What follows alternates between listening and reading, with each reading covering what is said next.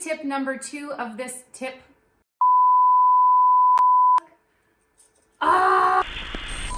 Hey, it's Anika here with Sniff Dog. Welcome to part 2 of our How to Prevent Resource Guarding videos. You are going to learn what you need to do to make sure that your puppy or your teenage dog does not develop resource guarding tendencies against you. At Sniff Dog, we're here to teach you how to speak dog. If you can have a better understanding of your dog, you can have a relationship built off trust and fun. We want to come on this wonderful journey of pet ownership with you to help empower the love and connection between you and your pup.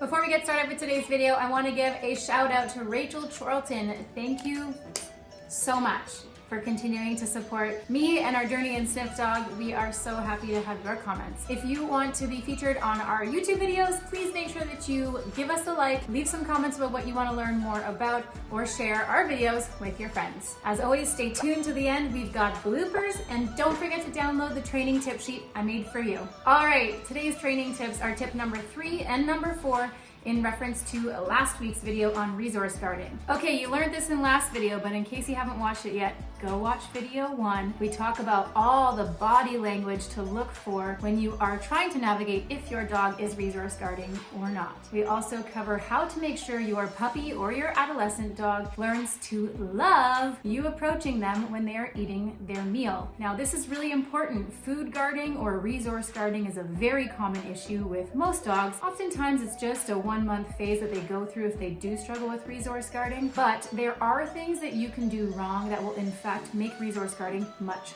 worse. Before we get started, I just want to start by reminding you, if your dog is exhibiting more severe resource guarding or chronic resource guarding issues like snapping, snarling, growling, or actually making contact and biting you or a loved one, you need to hire a local force-free dog trainer that is a professional that can come help you one-on-one. Replacing this video for any in-person training is not recommended when you're dealing with actual aggression issues. Now, milder resource guarding, I'm here to help with, or preventative resource guarding, I'm absolutely all about. So without further ado, let's get started with what you need for today's video. You are going to need a bully stick, a frozen Kong, your dog's favorite toy, sort of any high value item that your dog would be more likely to want to keep than give away. The other thing you're going to need is some high value treats to reward them for letting you approach them. All right, let's get to tip number 3 of our 4-part tip series on resource guarding. Tip number 3 is to play the approach, treat, and retreat games with other high value items, such as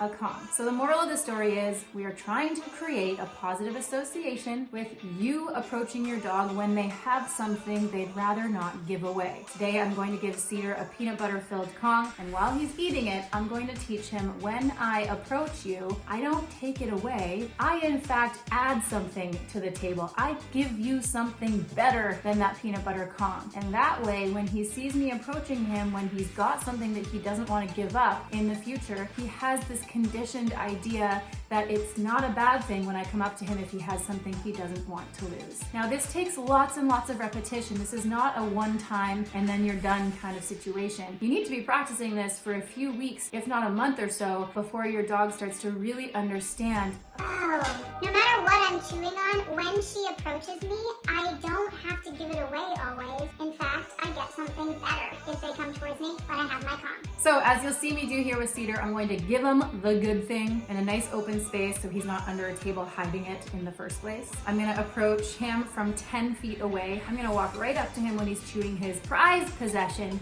I'm just gonna toss a high value treat towards him, retreat about 10 feet again, wait a few seconds, and then repeat. Now you can do this the entire time your dog is chewing a Kong or a bully stick, etc. No such thing as doing it too much, in my opinion. It's okay to do it. If your dog starts to do any guarding at all, or they pick up the item and run away, you need to take it back a step and not go so close to them when they're eating it. Instead, toss the food from farther away. The whole point is we want them to like you approaching, and in order for that to happen, we don't want to see any initial resource guarding behaviors, such as picking it up frantically and moving away from you. So take it back a step and toss that food from farther away if you see that particular behavior develop when you're doing this exercise.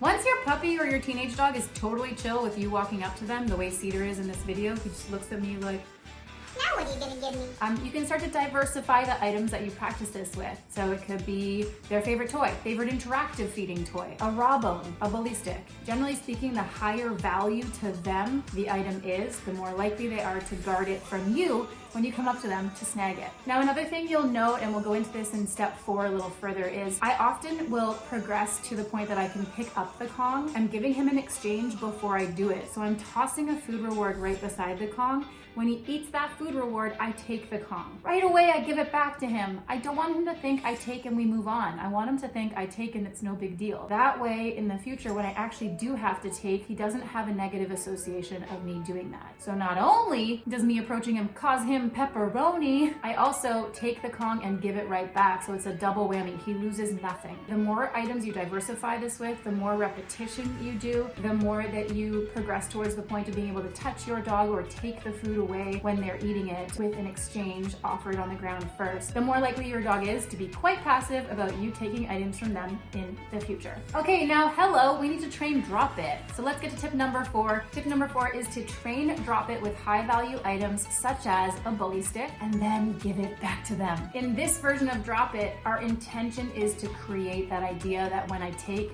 I give back. There's nothing to lose.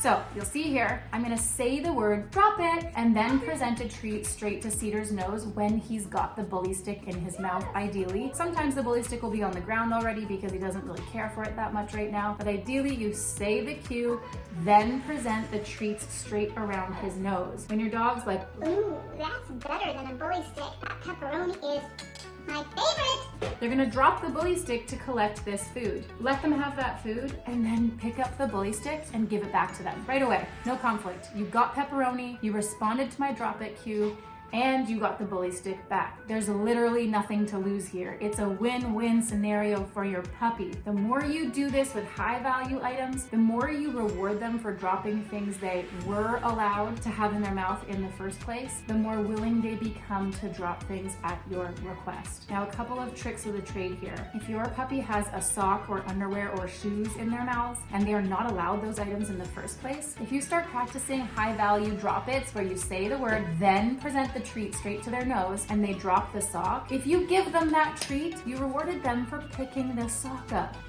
That's a problem in your dog training because they're gonna learn, oh, I pick up a sock, I get a high value treat. I'm gonna keep picking up socks. which can actually create more resource guarding issues or running away when they have socks in their mouth to create a game of chase. So my recommendation is that you practice drop it in the context of taking what they have away from them and then giving it back to them to prevent resource guarding with items they are allowed. Practicing drop it with items they are not allowed is a whole other story, and we'll get to it on another video, but a quick tip would be if they have a sock and they are guarding it and you can't get it out of their mouth and it's dangerous for them to swallow it, stick that pepperoni treat exchange to their nose. When they release the sock for you to take these treats, just don't give them those treats. You end up with both the sock and the treats in your hand and walk away and shut your laundry room door so this doesn't become a chronic pattern that your puppy practices. But overall, working on drop it with as many items as you can will certainly help your puppy have the association that when you say drop it, it's in their best interest to listen because they get pepperoni and they get the bully stick back. Okay, quickly, things to avoid with both tip number 1, 2, and 3 and 4 in today's video. Don't pester your dog when they're eating or chewing things. It's annoying. Okay, imagine someone was touching your hair when you were trying to eat. Annoying. Secondly, make sure that children are supervised around dogs when they're chewing on high value items or eating food out of a bowl. You should be teaching children parameters. When they're eating, we leave them alone. Don't encourage children to go near your dog or do any of this. If your dog is engaging a food item, it is a great way for a child to get hurt. Don't forget to notice their body language signals. They're telling you warning signs when you're not paying attention. Do not ever punish them for giving you warning signs. We want to say, thank you very much. Noted. Growling means you don't like it. I'll take a step back. This video is not to help you with your growling dog. This is to prevent that from happening in the first place. Don't be mean to your dog when they resource guard. It's a normal behavior. You've got to get help if you have a resource guarding problem. But if you do these 4 tips, I promise you, you can avoid resource guarding from happening in the first place. As always, my friends, thank you so much for watching. I hope you found today's video helpful. Don't forget, if you haven't watched video 1, this won't make much sense to you. So go back and watch video 1 on how to prevent your dog from resource guarding. If you don't already, please subscribe to our YouTube channel. Make sure that you watch some of the other videos. Press notifications notify so that you find out when our next video comes out, which is every week. Also, follow us on Instagram, like us on Facebook, share with your friends, leave us some comments about what you want the next video to be about. Download the training tip sheet.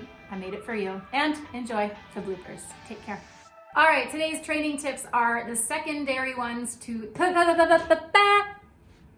Hey, it's Annika here with Sniff Dog. Welcome to part 2.